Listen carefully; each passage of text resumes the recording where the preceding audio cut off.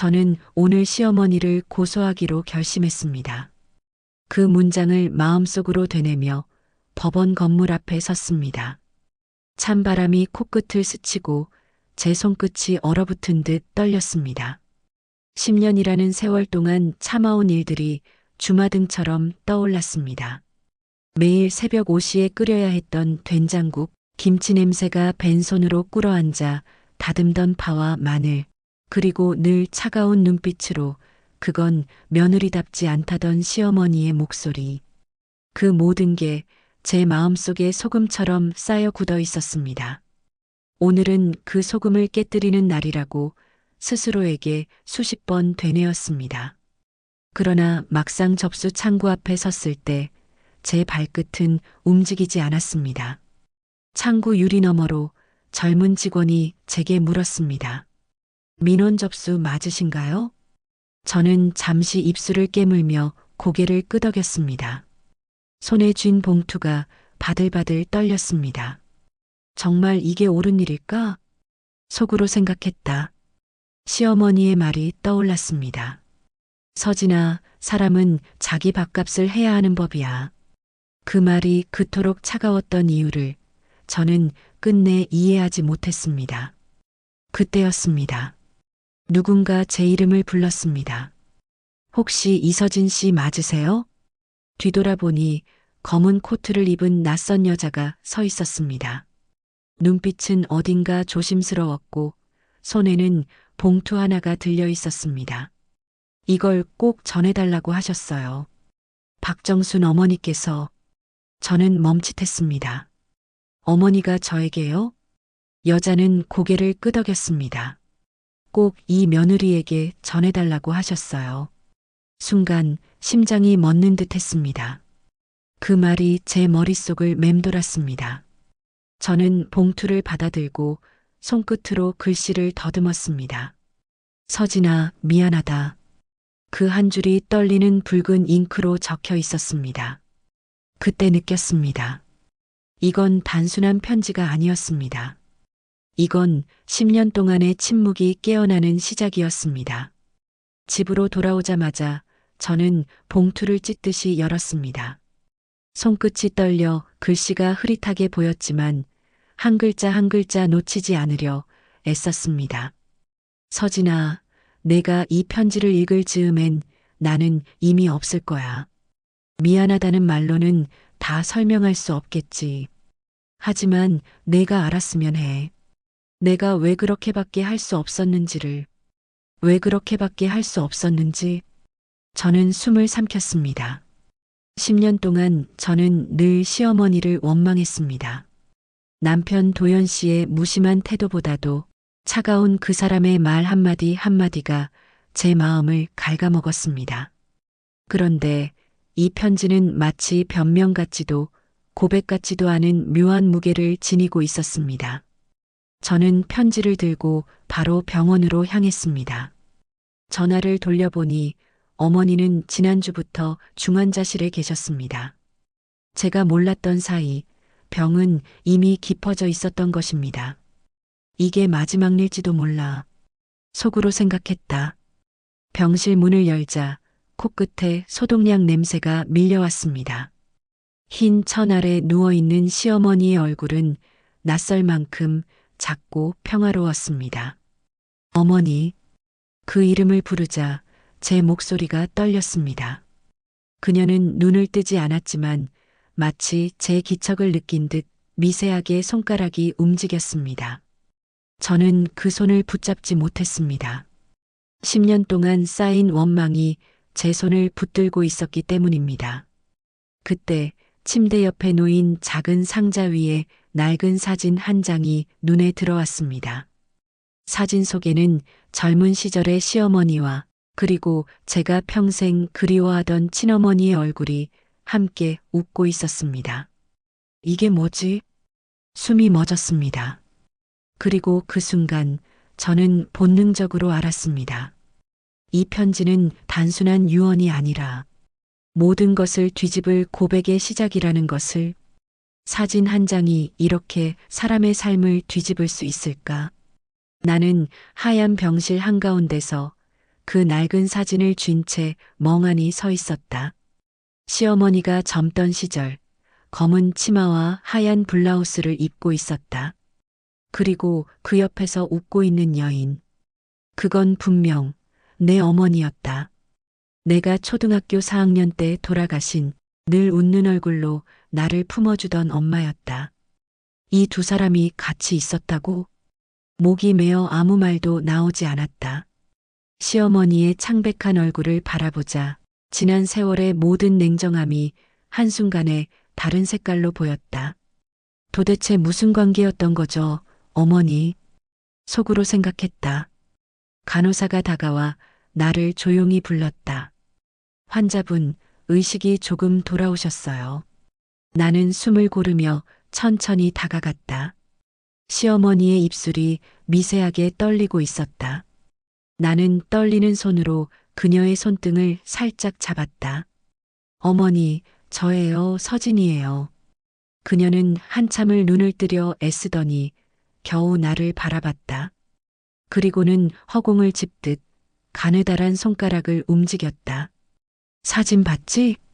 그녀의 입에서 쉰 목소리가 새어나왔다. 나는 숨이 막혔다. 예, 봤어요. 왜 제 어머니랑 같이 있는 거예요? 그녀는 깊은 숨을 내쉬더니 입술을 떨며 말을 이었다. 그 사람 너희 어머니 말이야, 내 친구였어. 아니, 친구이자 내 원수였지. 그녀의 목소리는 바람에 꺼질 듯 미약했지만 그 안에는 오래된 불씨가 남아 있었다. 그때는 몰랐어. 우리가 같은 남자를 사랑하고 있었다는 걸. 순간 내 손끝이 얼어붙었다. 같은 남자요? 그래. 도연이 아버지, 도윤. 그 사람 말이야. 그녀는 눈을 감았다. 그 사람은 나와 약혼을 했었지만 결국 내 어머니를 택했지. 내 머릿속에서 무언가 터지는 소리가 났다. 그럼 어머니가 저희 시아버지를 사랑했었다는 거예요? 그녀는 대답하지 못했다. 산소호흡기의 소리만 병실 안에 규칙적으로 울렸다. 그때 내가 얼마나 무너졌는지, 내가 아니? 그녀는 희미하게 웃었다. 그 여자가 나를 배신했다고 믿었어. 그래서 그 여자가 낳은 너를 내가 며느리로 맞이했을 때 운명이라 생각했지. 하느님이 내게 준 벌이라고. 나는 그 말을 듣는 순간 머릿속이 하얘졌다. 그녀가 나를 싫어한 이유. 그건 내가 며느리라서가 아니라 그녀가 증오하던 여인의 딸이었기 때문이었다. 그럼 그동안의 냉대와 모욕은? 그래, 미워했어. 너를 보면 그 여자가 떠올랐으니까. 하지만 미워할수록 이상하게도 마음이 아팠다.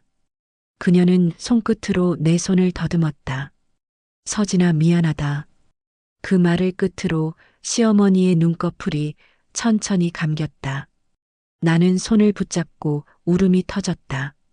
지금껏 원망만 하던 그 손이 이제는 너무도 연약하게 느껴졌다. 어머니, 제발 눈 좀 떠보세요. 나는 끝없이 그녀의 이름을 불렀다. 그러나 대답은 없었다. 대신 간호사의 발소리가 다급하게 다가왔다. 환자분, 혈압 떨어집니다. 나는 문 밖으로 밀려나며 멍하니 복도를 바라봤다. 창문 밖으로는 눈이 내리고 있었다. 하얀 눈송이가 유리창에 닿아 녹아내렸다. 마치 10년 동안 얼어붙은 마음이 조금씩 녹아내리는 듯했다. 그때 간호사가 나를 불렀다. 며느님, 이거 환자분이 깨어나기 전에 꼭 전해달라고 부탁하셨어요. 그녀는 봉투 하나를 내밀었다. 작은 봉투에는 시어머니의 필체로 쓰인 글씨가 있었다. 진실은 1989년 창고 안에 있다. 나는 그 자리에서 숨이 멎는 것 같았다. 1989년. 그 해는 내 어머니가 세상을 떠난 바로 그 해였다. 창고 안에 있다니 그게 무슨 뜻이지? 속으로 생각했다. 가슴속이 무겁게 내려앉았다. 무엇이 그곳에 숨겨져 있는지 모르겠지만 그건 분명 이 가족의 모든 비밀을 품은 열쇠였다. 병실 문을 나서며 나는 처음으로 시어머니를 이해하고 싶다는 마음이 들었다. 어머니, 당신이 숨기고 싶었던 진실, 제가 찾을게요. 속으로 다짐했다. 병원 복도를 걸어 나오자 바람이 차가웠다. 하지만 그날따라 이상하게도 그 찬 바람이 눈물처럼 따뜻하게 느껴졌다. 병실에서 들은 얘기를 되새겨 보았다. 어머니, 도대체 왜 그랬어요? 그 말을 입 밖으로 내뱉은 순간 내 목소리가 낯설게 들렸다. 떨림도 분노도 슬픔도 섞여 있었지만 무엇보다 그 안에는 확신이 있었다. 나는 이제 더 이상 며느리가 아니라 한 인간으로서의 진실을 듣고 싶었다. 시어머니는 한동안 아무 말도 하지 않았다. 손에 쥔 찻잔이 덜덜 떨렸다. 그 작은 소리가 방 안에 울릴 만큼 정적이 짙게 깔렸다. 그래, 이제는 말해야겠구나. 그녀의 목소리는 마치 오랜 세월 묻어둔 상자를 열 듯 조심스럽고도 무거웠다. 10년 전 남편이 사고를 당하던 날로 시어머니의 이야기는 거슬러 올라갔다. 그날은 봄비가 내리던 수요일이었다. 남편은 출장길이었고 나는 막내를 재우고 있었다. 그런데 시어머니가 그날 아침 평소와 다르게 전화를 걸어 남편에게 말했다고 했다. 오늘은 가지 말아라. 이상한 꿈을 꿨다. 하지만 남편은 웃으며 대꾸했다. 어머니, 꿈 가지고 그럽니까? 다녀올게요. 그게 마지막 대화였다고 했다. 그날 오후 교통사고 오늘 소식이 밤 들려왔고 고속도로에서 연쇄 남편은 추돌 사고가 돌아오지 발생했습니다. 못했다. 나는 숨을 삼켰다. 이미 알고 있는 이야기였다. 하지만 그 다음 시어머니의 말은 내 심장을 얼어붙게 했다. 그날 나도 그 길에 있었다. 네. 나는 들은 말을 믿을 수 없었다. 어머니가 그 길에 있었다고요?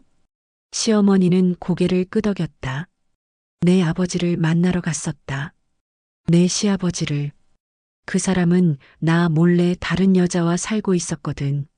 나는 그 여자를 만나러 가는 길이었어. 그런데 그 여자가 타고 있던 차를 따라가다 그만. 그녀의 손이 떨렸다. 그 차 뒤에서 내 남편의 차가 있었어. 나는 앞만 보고 달렸고 신호를 보지 못했지. 그리고 그 사고가. 그녀는 말을 잇지 못했다. 눈물이 떨어졌다. 나는 손끝까지 피가 식는 느낌이었다. 어머니가 그 사고의 원인이었다는 말이에요? 그래. 경찰은 다른 차의 과실로 처리했지만 나는 알아. 내가 그날의 시작이었다는 걸. 순간 머릿속이 하얘졌다. 남편의 죽음을 운명이라며 위로했던 지난 10년이 단 한순간에 무너졌다. 속으로 생각했다. 이게 정말 용서할 수 있는 일일까? 나는 자리에서 일어났다. 어머니, 왜 이제야 말하세요? 내가 나를 용서하지 못할까 봐였단다. 그때 내가 애들을 데리고 어떻게 살아가나 그게 무서워서 아무 말도 못했어. 대신 내가 너를 지켜주겠다고 마음먹었지. 그게 내 속죄였어. 시어머니는 그렇게 말했다. 하지만 나는 그 말을 믿을 수 없었다. 그녀가 내게 보였던 차가운 시선들, 내가 올 때 외면하던 냉정한 태도들, 그 모든 게 속죄였다고? 어머니, 그럼 왜 그렇게 저를 미워했어요? 미워한 게 아니었다. 미워하면 덜 아플 것 같았어. 너는 내 죄의 증거였으니까. 그녀의 말이 내 귓가를 때렸다. 그제야 나는 이해했다. 그녀가 왜 늘 나를 피했고, 왜 늘 냉정했는지. 그건 나를 미워해서가 아니라 자신을 용서할 수 없어서였다. 그날 밤 나는 잠을 이루지 못했다. 시어머니의 방에서 들려오는 흐느낌이 새벽까지 이어졌다. 그 소리가 내 가슴을 긁었다. 속으로 생각했다. 도대체 이 관계를 어떻게 해야 하지? 용서할 수는 없었다. 하지만 이해하지 않을 수도 없었다. 그녀도 인간이었다. 죄를 지었지만 그 죄를 안고 살아온 인간이었다. 다음 날 아침 시어머니는 내 앞에 편지 한 통을 내밀었다. 이건 그날 이후로 매년 썼던 편지야. 하지만 한 번도 내게 주지 못했어. 그 편지에는 이렇게 적혀 있었다. 나는 오늘도 그날의 신호등을 생각한다. 멈췄어야 했는데 달려버렸다. 내 인생의 모든 불행은 그 한순간의 망설임에서 시작됐다. 그리고 그 불행의 끝에는 언제나 내가 있었다. 미안하다, 내 며느리야. 나는 너를 사랑한다. 나는 편지를 들고 한참을 울었다. 눈물 속에서 시어머니의 마지막 말이 떠올랐다. 이제야 용서받고 싶다, 진심으로. 속으로 생각했다. 그녀를 용서할 수 있을까? 아니, 내가 그럴 자격이 있을까? 편지를 다 읽고 난 새벽, 나는 한참 동안 창밖을 바라보고 있었다. 차가운 바람이 유리창을 흔들고 어둠 속에서 새벽의 불빛이 서서히 번져갔다. 그때 문득 오래전 시어머니가 했던 한 말이 떠올랐다. 세상엔 용서보다 더 어려운 게 있다. 그건 진심으로 이해하는 거야. 그때는 그 말의 뜻을 몰랐다. 하지만 지금 그 말이 내 심장을 파고들었다. 속으로 생각했다. 어쩌면 지금의 나는 이해조차 두려운 사람인지도 모른다. 아침이 밝았다. 시어머니는 식탁에 앉아 있었다. 전날보다 훨씬 늙어 보였다. 눈밑이 푹 꺼지고 손마디가 떨리고 있었다. 어머니, 어제 그 편지 봤습니다. 그녀는 고개를 끄덕였지만 아무 말도 하지 않았다. 나는 숨을 고르고 말을 이었다. 이제라도 말씀해 주셔서 감사합니다. 하지만 용서는 쉽게 드릴 수 있는 게 아니에요. 그녀의 입술이 파르르 떨렸다. 그럴 줄 알았다. 그래도 이제는 후회하지 않는다. 진실은 말했으니까. 그녀의 그 말이 이상하게도 내 마음을 무겁게 짓눌렀다. 진실을 말하는데 걸린 시간 10년. 그 10년 동안 그녀는 매일 죽어갔을지도 모른다. 그리고 나는 미워하는 법만 배우며 살았을지도 모른다. 그렇게 시간이 지나갔다. 며칠 후 병원에서 전화가 왔다. 시어머니가 쓰러졌다는 소식이었다. 나는 심장이 덜컥 내려앉는 기분으로 병원으로 달려갔다. 응급실 문이 열리고 하얀 침대 위에 누운 그녀의 얼굴이 보였다. 숨소리가 약했고 산소호흡기가 규칙적으로 울렸다. 의사는 조심스럽게 말했다. 심근경색입니다. 연세도 있으시고 스트레스가 원인인 것 같습니다. 나는 아무 말도 할 수 없었다. 속으로 생각했다. 내가 그날 그렇게 말하지 않았더라면 어머니가 일이 되셨을까? 그녀는 눈을 희미하게 떴다. 왔구나. 어머니, 왜 이런 일이? 그녀는 내 손을 잡았다. 이제야 마음이 편해졌어. 미워해도 괜찮다. 너한테 미움받는 게 나한텐 벌이니까. 그녀의 손이 내 손 위에서 떨렸다. 그 따뜻한 온기가 점점 식어가는 것이 느껴졌다. 어머니, 정신 차리세요. 이제야 내 얼굴이 보이네. 그땐 너무 미안해서 눈을 못 마주쳤다. 그녀의 눈가에서 눈물이 흘렀다. 나는 그 손을 꼭 쥐었다. 그만하세요, 어머니. 이제 아무 말씀도 하지 마세요. 아니야, 내가 너에게 하고 싶은 말이 있어. 그녀는 힘겹게 숨을 고르더니 말했다. 너만 모르고 있었어. 그 사고엔 나 말고 또 다른 사람이 있었어. 네. 그녀는 더 이상 말을 잇지 못했다. 갑자기 심전도 모니터가 급변하기 시작하였다. 시어머니의 마지막 말이 맴돌았다. 그 사고엔 나 말고 또 다른 사람이 있었어. 그게 무슨 뜻일까? 그날의 진실은 아직 끝나지 않았다는 말인가? 속으로 생각했다. 혹시 그 사람이 아직 살아있다면? 며칠 뒤 시어머니의 방에서 병실에 챙겨갈 옷을 정리할게. 나는 서랍 안쪽 이중 바닥 밑에서 봉투 하나를 발견했다. 그 위엔 낯선 이름이 적혀 있었다. 박영숙 교통사고 관련자 기록. 손끝이 떨렸다. 그 이름 어디선가 들어본 듯 했다. 봉투를 열자 오래된 사진 한 장이 떨어졌다.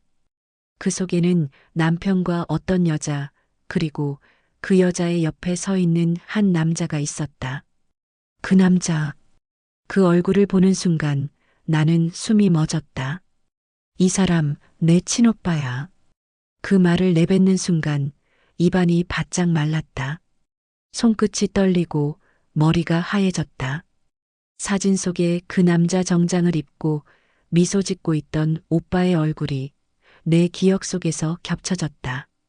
어릴 적 나를 자전거에 태워주던 오빠, 내 결혼식 날 울던 오빠, 그리고 남편의 장례식 때 끝내 모습을 보이지 않았던 그 오빠였다. 속으로 생각했다. 설마 아니야, 그럴 리 없어. 나는 봉투 속 서류를 펼쳤다. 거기엔 사고 목격자 진술서라고 적혀 있었다. 날짜는 남편이 세상을 떠난 바로 그날이었다. 페이지 구석에 희미한 글씨가 눈에 들어왔다. 운전자는 은색 세단, 차주 박영숙. 동승자 이서민. 이서민 그건 바로 내 오빠의 이름이었다. 눈앞이 빙글 돌았다. 오빠가 그날 그 차에 있었다고? 나는 자리에서 벌떡 일어났다. 심장이 쿵쾅거리며 귀를 때렸다. 오빠는 그날 출장을 간다고 했다.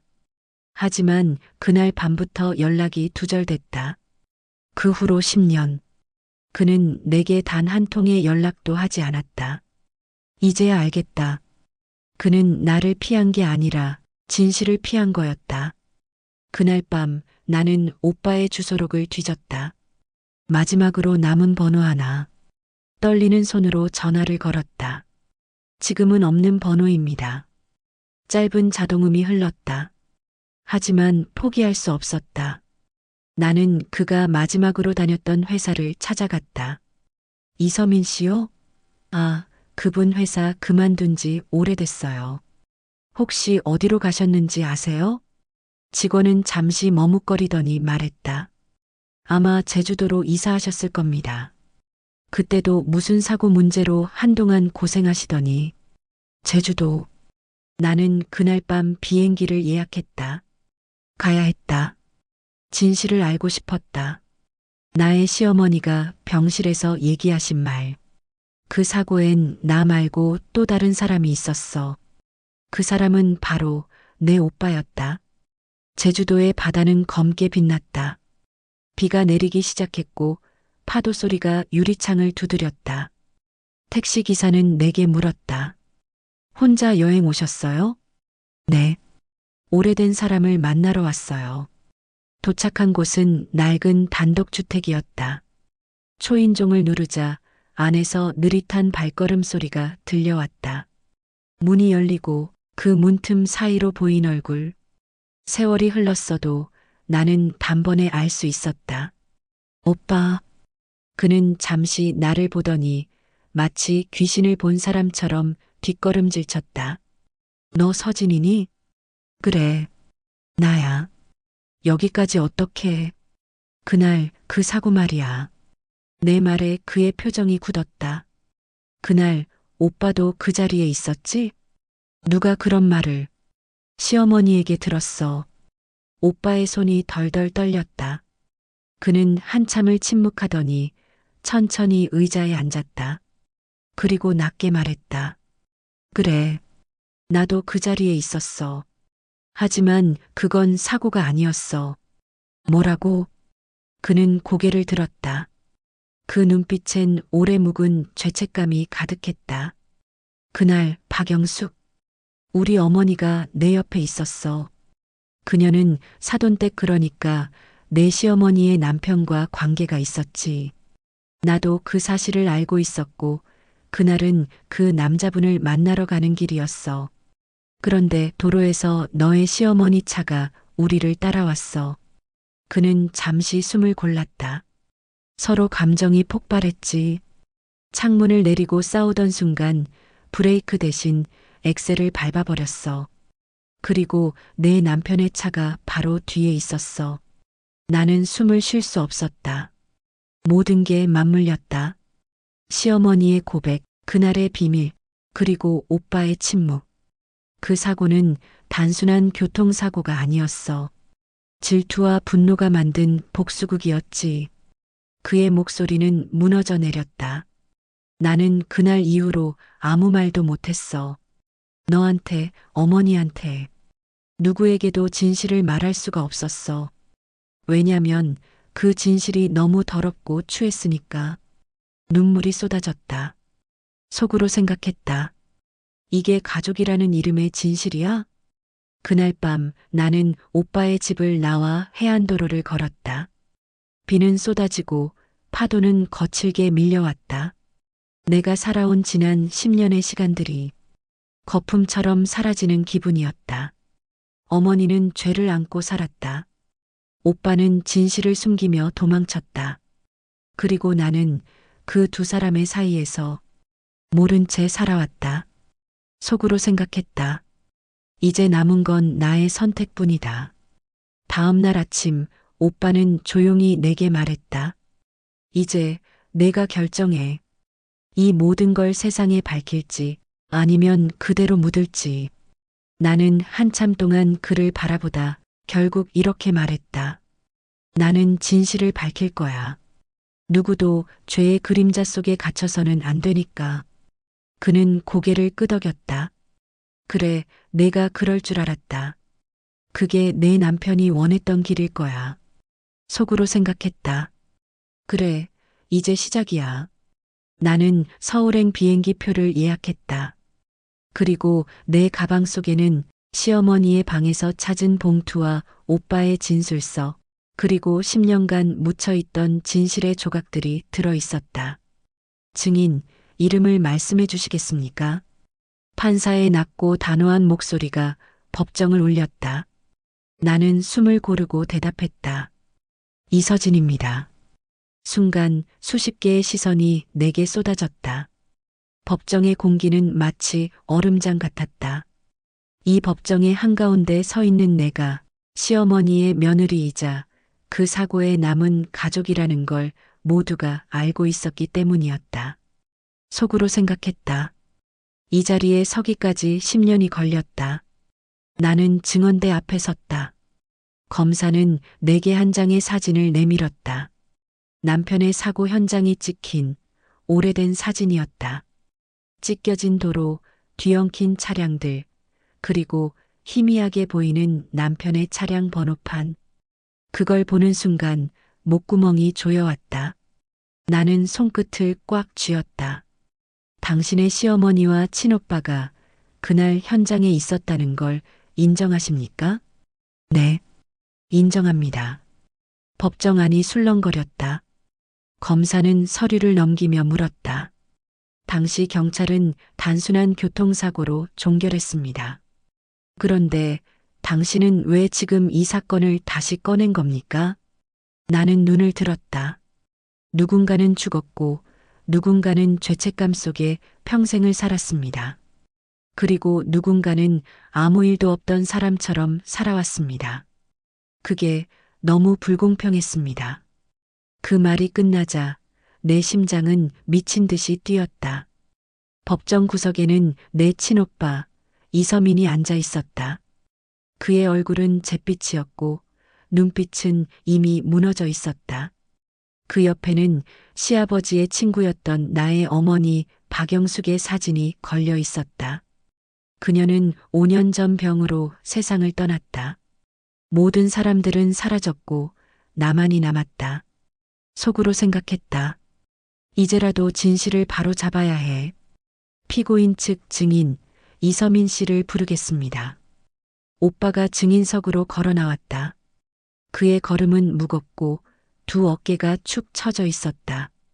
그는 나를 잠시 바라보더니 고개를 숙였다. 이서민 씨 사고 당시의 상황을 설명해 주시겠습니까? 오빠는 입술을 깨물며 말했다. 그날 저는 분노에 사로잡혀 있었습니다. 저의 어머니 박영숙 씨와 함께 차를 몰고 있었죠. 그녀는 제 여동생의 시어머니의 남편, 즉, 제 사돈댁과 불륜 관계였습니다. 법정이 또 한 번 술렁였다. 그 사실을 알고 있었고 복수하고 싶었습니다. 그래서 그녀를 쫓던 시어머니의 차를 막으려 했어요. 그런데 서로 감정이 폭발했고 결국 세 대의 차가 동시에 충돌했습니다. 그는 숨을 삼켰다. 결국 아무도 그날의 진실을 말하지 않았습니다. 경찰은 단순 사고로 결론 내렸고 우리 가족은 서로를 미워하며 10년을 살았습니다. 나는 그 말에 눈물이 핑 돌았다. 속으로 생각했다. 오빠도 결국 그날의 피해자였구나. 판사는 조용히 입을 열었다. 이 사건의 핵심은 진실 은폐입니다. 당시 사고의 구조상 명확히 누가 직접적인 원인을 제공했는지는 단정하기 어렵습니다. 그 말에 검사가 다시 물었다. 하지만 목격자와 관계자들이 모두 거짓 진술을 한 사실은 변하지 않습니다. 판사는 고개를 끄덕였다. 그렇습니다. 이 법정은 형사적 처벌을 위한 자리가 아니라 진실을 바로잡는 자리입니다. 그 순간 내 가슴 어딘가가 뜨겁게 타올랐다. 속으로 생각했다. 그래, 그거면 됐다. 진실이 드러난 것만으로도. 재판이 끝나고 법정을 나서는 길. 기자들이 몰려들었다. 이서진 씨, 왜 이제야 이 사건을 밝히셨나요? 10년간의 침묵을 깬 이유는 무엇입니까? 나는 잠시 멈춰서서 말했다. 진실은 늦게라도 드러나야 합니다. 그게 누군가의 삶을 짓밟았다면 그 늦음마저 버리어야 하니까요. 그 순간 카메라 플래시가 터졌다. 그 빛 속에서 나는 하늘을 올려다봤다. 하얀 구름 사이로 햇살이 스며들고 있었다. 마치 누군가의 용서처럼 따뜻하게. 며칠 후 서진은 병실에 들어가서 시어머니께 무릎을 꿇었다. 어머니, 이제 모든 게 밝혀졌어요. 어머니의 잘못만이 아니었어요. 다들 상처받은 사람들이었을 뿐이에요. 서진은 시어머니의 손을 맞잡았다.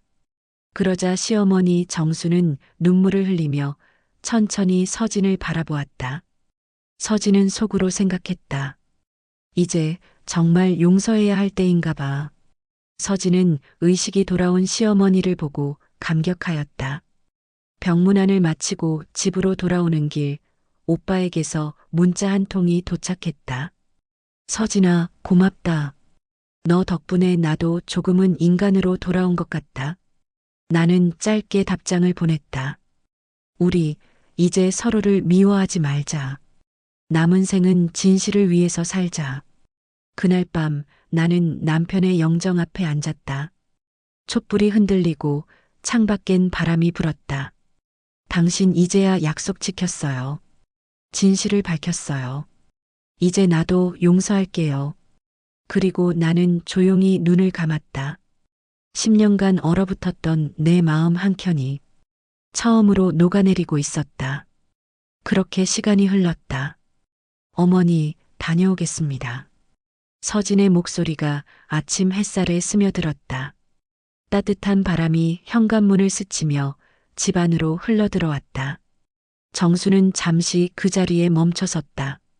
10년 동안, 아니 그보다 더 오랜 세월 동안 저 다녀오겠습니다라는 인사를 듣는 게 이렇게 따뜻할 줄은 몰랐다. 그래, 서진아. 조심히 다녀오렴. 목소리가 조금 떨렸지만 서진은 눈치채지 않았다. 대신 은수가 달려와 정순의 손을 꼭 잡았다. 할머니, 저녁에 된장찌개 끓여줘요. 지난번 거 너무 맛있었어요. 그래, 은수야. 할미가 더 맛있게 해줄게. 정수는 손녀의 머리를 쓰다듬으며 조용히 웃었다. 서진이 회사로 간 뒤 정수는 부엌에 앉아 텅 빈 찻잔을 바라보았다. 이제야 조금은 평범한 하루가 되었구나. 속으로 생각했다. 이 평범함이 이렇게 눈물나게 고마운 일이었을까? 10년 전 며느리의 얼굴을 처음 봤던 날이 떠올랐다. 차갑게 얼어붙은 표정, 눈치 보는 눈빛, 그리고 억눌린 미소. 그땐 몰랐다. 그 얼굴이 자신의 과거와 연결되어 있다는 걸. 며칠 전 정수는 오래된 편지 뭉치를 정리하다가 남편의 사진을 발견했다. 편지 사이에는 이미 발해버린 메모가 하나 끼워져 있었다. 당신이 떠난 그날 나는 용서하지 못했어요. 하지만 지금은 알겠어요. 미움도 사랑도 결국 같은 자리로 돌아온다는 걸. 정수는 편지를 오래도록 바라보다 조용히 봉투를 닫았다. 그녀는 알고 있었다. 미움과 용서의 경계는 종이 한 장처럼 얇다는 걸. 그날 저녁 식탁 위에는 구수한 된장찌개 냄새가 피어올랐다. 서진이 부엌으로 들어와 말했다. 어머니, 오늘 김 선생님이 그러시더라고요. 사람의 상처는 남이 덮어주는 게 아니라 스스로 꺼내놓을 때 치유된다고요. 정수는 고개를 끄덕였다. 맞아. 숨기면 썩는 거야. 상처도 마음도. 그래서 저도 이제는 더는 숨기지 않으려고요. 은수에게도 어머니께도요. 순간 정순의 눈이 서진을 향해 반짝였다. 그 눈빛엔 지난 세월의 무게와 이제 막 피어나는 봄의 빛이 동시에 담겨 있었다. 속으로 생각했다. 이 아이는 참 강하다. 그리고 참 따뜻하다.